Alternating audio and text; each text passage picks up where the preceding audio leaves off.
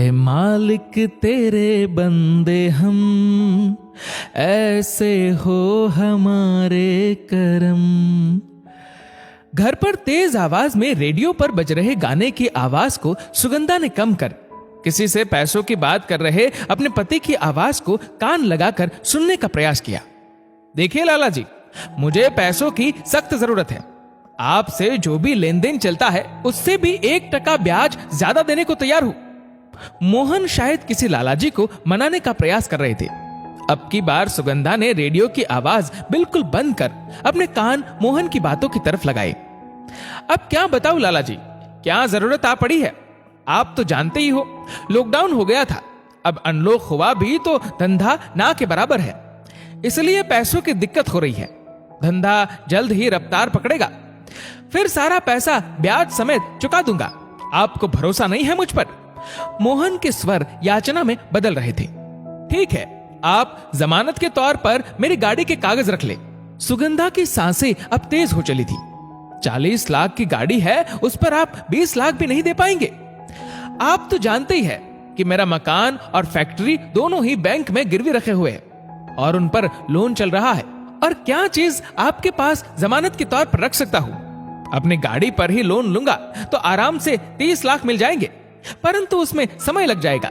आप तो जानते ही है, मुझे ये पैसे परसों ही देने हैं। मोहन के स्वर में बेचैनी बढ़ती जा रही थी।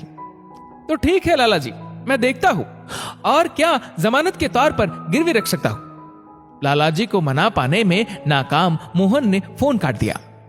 ये लालाजी से किस लिए पैसे मांग रहे थे? फोन कटने की ही प्रतीक्षा कर रही सुगंधा ने मोहन पर प्रश्न दागा। तुम तो जानती ही हो सुगंधा, परसों 1 तारीख है और अपने वर्कर्स को वेतन देना है। लॉकडाउन की वजह से कहीं से पेमेंट नहीं आ पाई, इसलिए लालाजी से उधार ले रहा था। लालाजी भी बड़े सज्जन आदमी निकले। वर्कर्स को पेमेंट की बात सुनकर ब्याज भी 2% कम ही लेंगे, परंतु जमानत के लिए कोई सामान कीमती चाहते हैं। मोहन ने पूरी बात सुगंधा को बताई। तुम भी बड़े अजीब हो। पिछले महीने भी तुमने वर्कर्स को उनकी पूरी तनख्वाह दी, जबकि उन्होंने पूरे महीने काम नहीं किया था।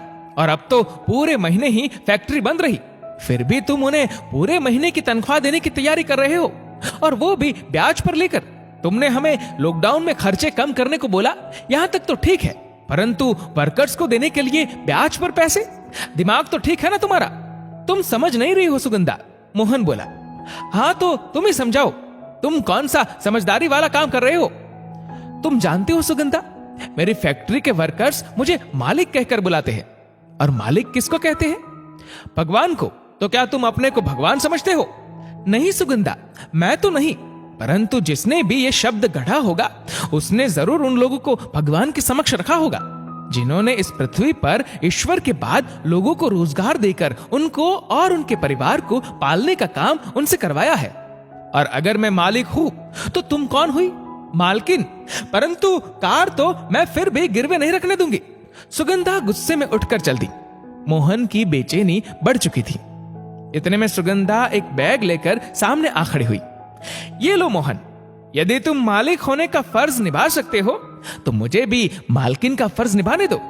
ये लो मेरे गहने, 80-90 लाख के तो होंगे ही, परंतु सुगंधा, तुम तो अपने गहनों को लेकर कितना पॉजिटिव हो। और तुम सही कह रहे हो मोहन, परंतु ये गहने भी तो तुम्हारे बाद इन्हीं वर्कर्स की मेहनत से बने हैं।